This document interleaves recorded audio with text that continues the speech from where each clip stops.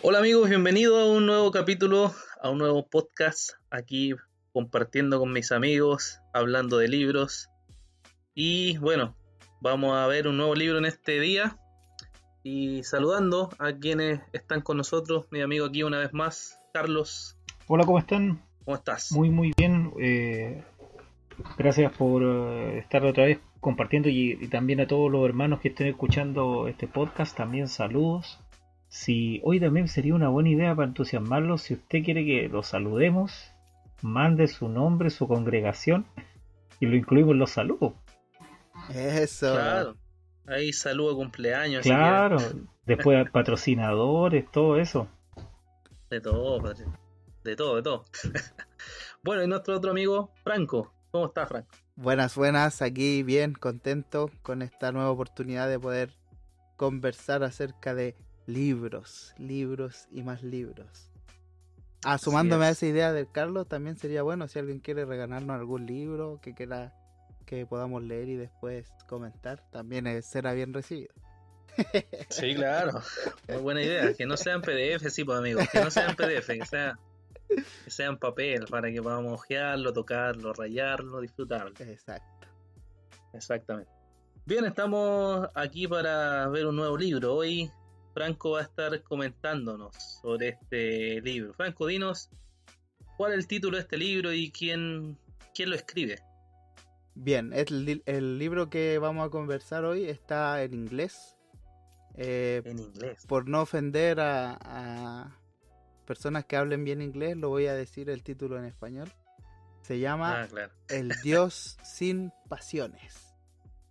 Dios sin pasiones. Exacto. Y en este caso tiene un subtítulo que se llama un primer o a primer, que me imagino que tiene la intención de decir que es una introducción solamente.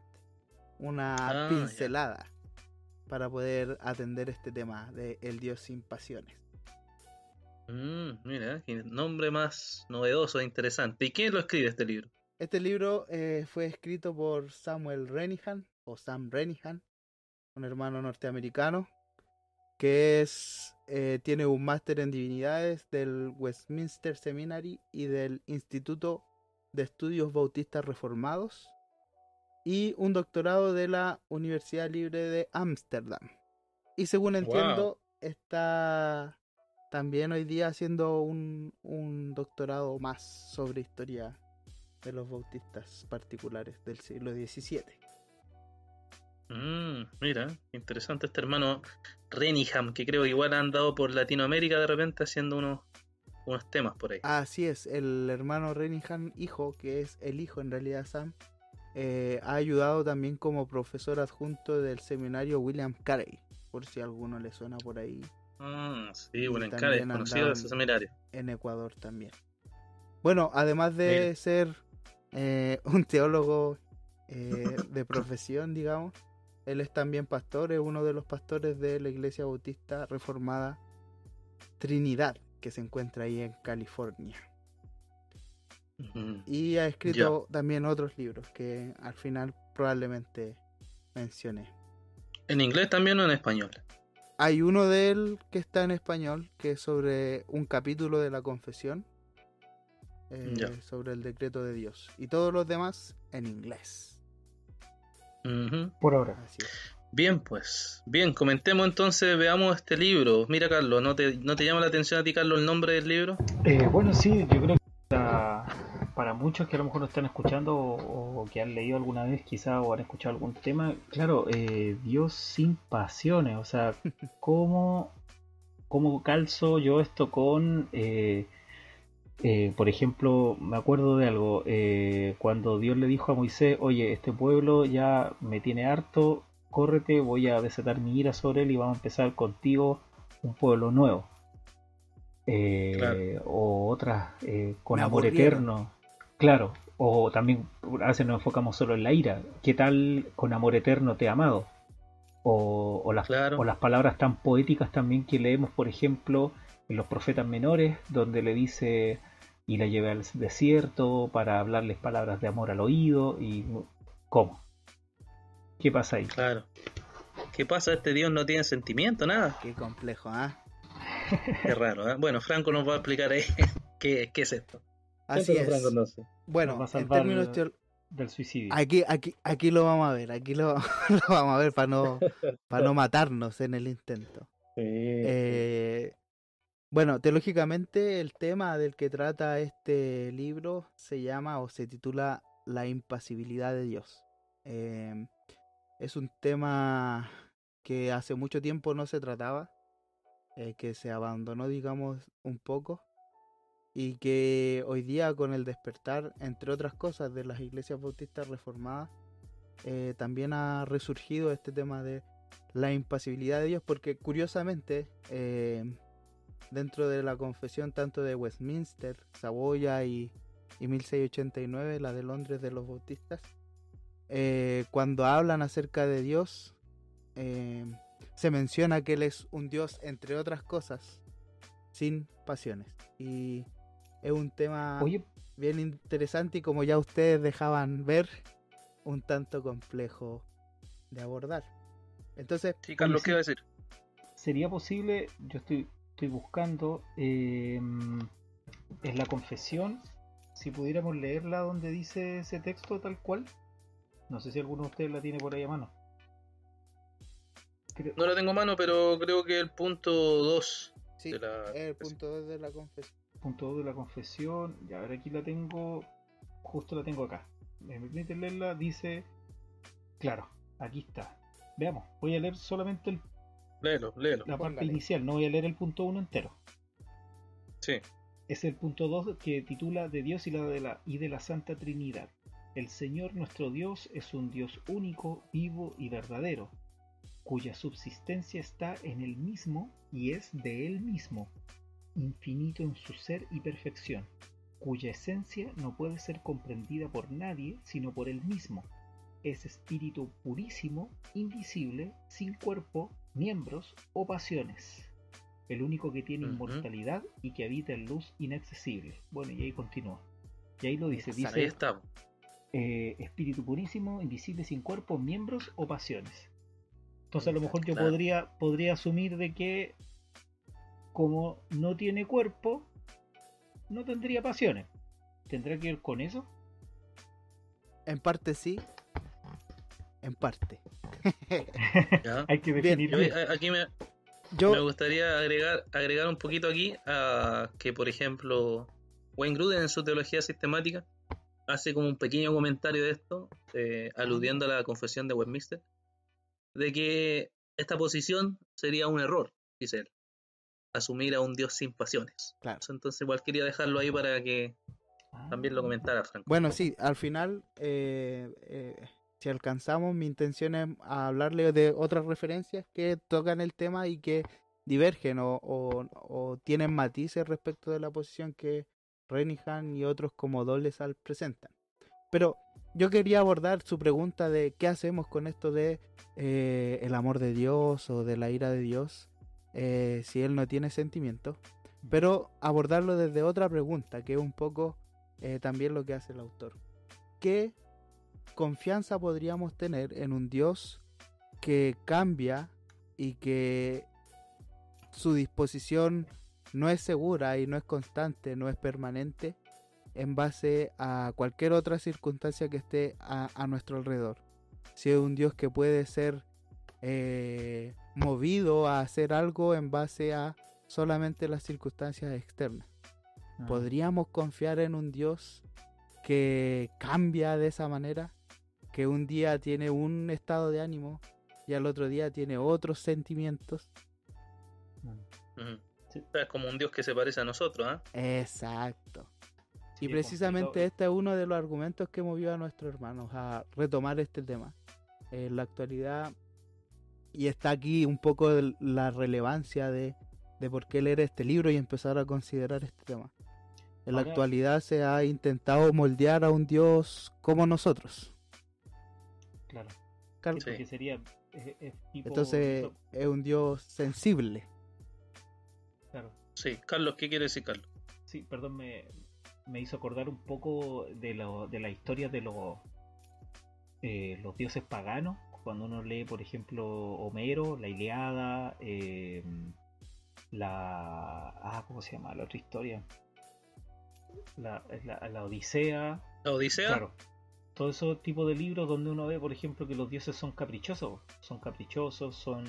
Se podría decir, hasta taimados.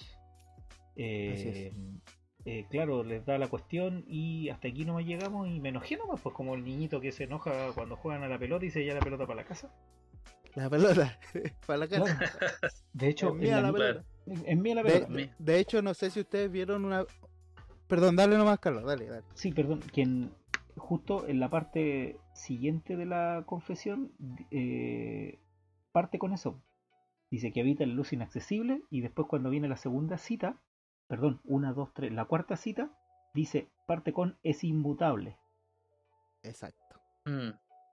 Y después, es como en la quinta cita, dice de nuevo, el consejo de su inmutable y justísima voluntad. Exacto. En un mismo punto. De hecho, la impasibilidad tiene mucho que ver con esto de la inmutabilidad o con este concepto que nosotros aprendemos en la sistemática de que Dios no cambia y también con la simplicidad de Dios, de que Dios no puede dividirse en más partes porque Él es un todo. Él es todo en todos, dice Pablo. Entonces, además de esto, de cómo podríamos confiar en un Dios así, iba a decir una mención entre paréntesis, no sé si ustedes vieron la película de Noé que hizo Hollywood, donde precisamente allí Dios era un niño caprichoso que hacía lo que quería y que se enfadaba. Claro. Lamentablemente esa es la versión de Dios que nosotros hemos sostenido inconscientemente quizás de Dios. Entonces, sí, por eso surge retomar este tema.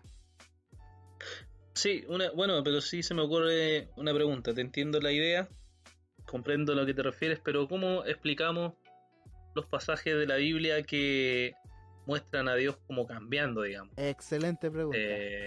Tenemos el caso de Jonás, ¿cierto? Que dice que vaya a predicar, no quiere ir a predicar, y después predica y todo, y dice, viste, así sabía que te iba a salvar a este pueblo, arrepentir, claro. Entonces ahí Dios cambia, ¿o no? Pero incluso tenemos casos de Génesis también. Capítulos de Génesis uno ve eso cuando dice de que le dolió a Dios haber hecho el hombre, como que se arrepintió. Claro.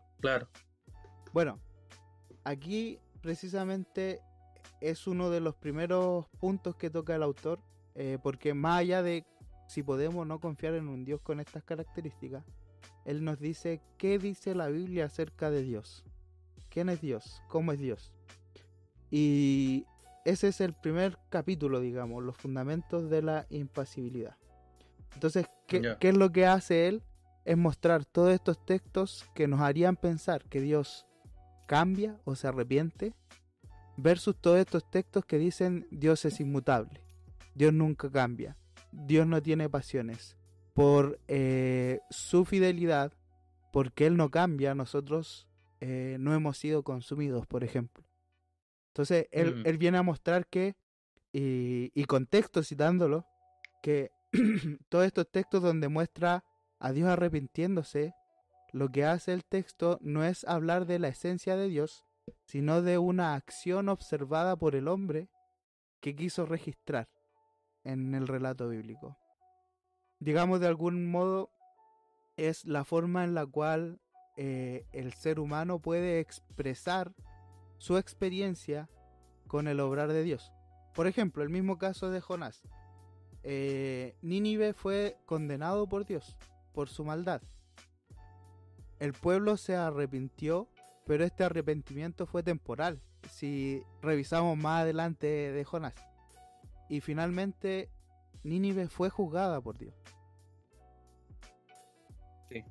De la misma manera, podemos ver otros casos. Entonces hay una distinción entre los textos que hablan de la naturaleza o de la esencia de Dios versus los textos que hablan de la acción de Dios. No versus, sino que en comparación. Y aquí el autor lo que dice es que nosotros deberíamos siempre, a la hora de leer y tratar de comprender a Dios, poner como prioridad o por encima los textos que hablan de la esencia de Dios. Y a esos textos subyugarles o someterles los textos que nos hablan acerca del actuar de Dios. Claro, entonces digamos que los pasajes esos que te nombré se entienden comprendiendo que es la perspectiva humana narrando el hecho. Exacto. Ya, es como el caso de Josué que dice que el sol sale, o sea, se detuvo el sol. Exacto, y nosotros sabemos hoy por la medición y la tecnología que el sol no se detiene, porque la Tierra es la que está girando alrededor del sol. Pero desde la perspectiva de Josué, el sol se detuvo. Claro. Nosotros mismos también usamos ese lenguaje cuando decimos ¿a qué hora sale el sol mañana? Y el meteorólogo dice el sol sale a las 6 de la mañana. Y todos sabemos que el sol no sale, que la Tierra está girando y en ese momento está en el punto en el cual es visible para nosotros el sol. Claro, nadie le discute ahí oye, está siendo poco científico al decir esas cosas. Claro. Entonces, se fijan que hay un tema del lenguaje. Y esto se relaciona directamente con el siguiente capítulo, que se llama o se titula La parte humana de la ecuación. ¿Ya? Renihan, ¿Qué quiere decir? Renihan viene a decirnos: Dios es un Dios tan grande y majestuoso, y nosotros somos tan limitados que Él no nos engaña, pero tiene que adaptar la verdad de Dios a nuestro idioma, a nuestro lenguaje. Y pone el caso de cuando los niños son pequeños. Cuando nosotros queremos enseñarle cosas a los niños, sabemos que ellos no tienen la capacidad de comprender el mundo como nosotros lo comprendemos a partir de la experiencia que hemos adquirido. Y por lo tanto usamos un lenguaje simplificado para que ellos puedan comprender.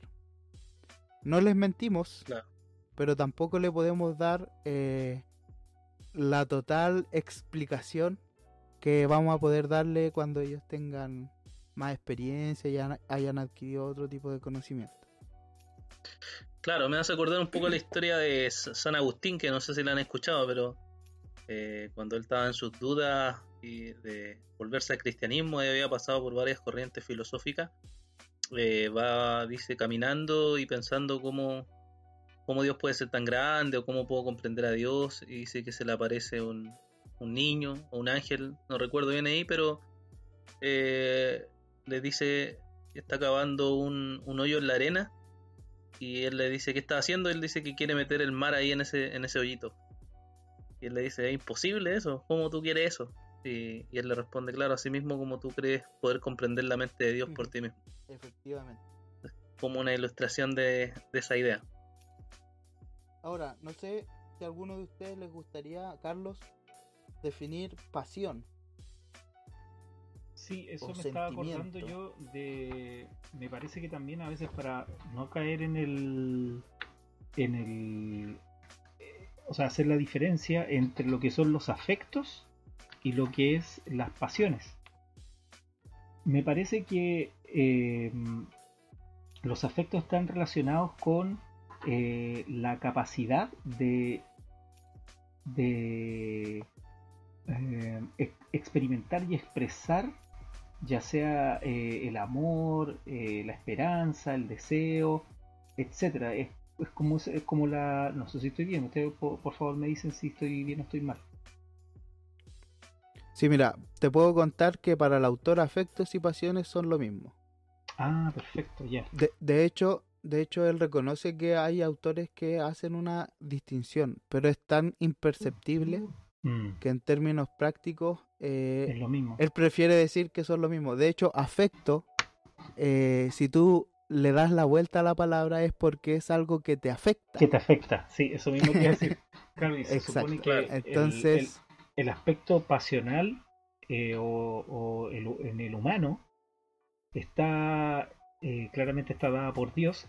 El problema es que por causa del pecado también nuestros afectos y pasiones tienden a dominar a la persona. Claro, la propuesta de Renihan es decir que los afectos y las pasiones son humanas. El afecto es una pasión, o sea, es un sentimiento, digamos, bien medido. El amor o la rabia temporal, ¿cierto? Las reacciones normales, pero las pasiones vienen a ser las desvirtuaciones de estos afectos. Cuando Perfecto. nosotros nos obsesionamos, por ejemplo, o cuando la rabia ya pasa a ser un deseo de asesinar a alguien, por ejemplo. Claro. Los mal llamados a veces, ¿cómo se llama esto? Crímenes pasionales. Claro, Claro. pero estas dos cosas son humanas. Lo que Mm. Renihan viene a tratar aquí es decir, ya, definimos que finalmente afectos y pasiones son las reacciones del hombre, tanto de su voluntad como de su parte sentimental, a ciertas condiciones externas, ya sea alguien que le agradó o alguien que le trató mal, ¿cierto? Pero que tienen origen en las perfecciones de Dios. Y esa es la Ok. palabra que usa Renihan al menos, y bueno, él cita autores clásicos que, que creían esta verdad o que creían esta forma de leer la escritura. Y él dice, son perfecciones en Dios. Son perfecciones como el amor, que es santo de Dios y es inmutable. O como su santidad que lo hace airarse o permanecer contrario al pecado, por ejemplo. No es que Dios reacciona al pecado de alguna manera, sino que Él, por ser santo, su Y justo. condición desde la eternidad es en contienda hacia el pecado. Pero entonces ahí está en el Entonces, sentido, cuando uno ve de cierta manera la imagen de Dios en el hombre, que hace poco estuve leyendo un libro de antropología cristiana, y decía que el corazón del hombre es teomórfico. Entonces por eso puede expresar sentimientos similares a los de Dios, pero la diferencia es que los de Dios no están desequilibrados y no quiero decir que tenga desequilibrio, por eso es complicado el tema al momento de definirlo. Claro, oye, lo que sí, Carlos, Sí, podría también definir los términos antropología y teomórfico, creo que dijiste. sí. Bueno, la antropología es el estudio del hombre y hay varias corrientes que lo Ya, estudian, y en este caso también hay antropología cristiana, o sea, cómo interpretan al hombre desde la revelación bíblica. Y por el otro era antropomórfico, o sea, perdón, teomórfico, que Dios le dio la capacidad de tener sentimientos al hombre que pueden ser un reflejo de él, pero claramente no son iguales porque, a diferencia de Dios, nosotros somos mutables. Y en cambio, ya. los de Dios son inmutables y están todos, son parte de él. Son parte, como decía, de su justicia, es la expresión de sus perfecciones. exacto, son su esencia finalmente. Y Mm, eso tiene que ver un poco con la simplicidad de Dios. Y para claro, responder un poco a la duda que tenía Carlos, viene el tercer capítulo que habla de la eminencia y la negación. Finalmente lo que hace él es abordar dos vías de entender las perfecciones de Dios. La primera ok. es cuando nosotros comprendemos que nuestros afectos son mucho mejores en Dios, ¿ya? Y eso es por la vía de la eminencia. Entonces, si nosotros tenemos amor, Dios tiene un amor mucho mejor, mucho más Eminente. alto, perfecto, ¿ya? Comprendo. Y la Ujú. otra es la vía de la negación, que es ver cuáles son nuestros defectos y reconocer que como son producto de nuestro pecado y de que nosotros somos criaturas, de inmediato se dice esto no es parte de Dios. Ya, por ejemplo, la obsesión o por ejemplo la ira desmedida, sin justicia, por ejemplo. Todas esas Claro. cosas son imposibles que existan en Dios, porque Él es Dios.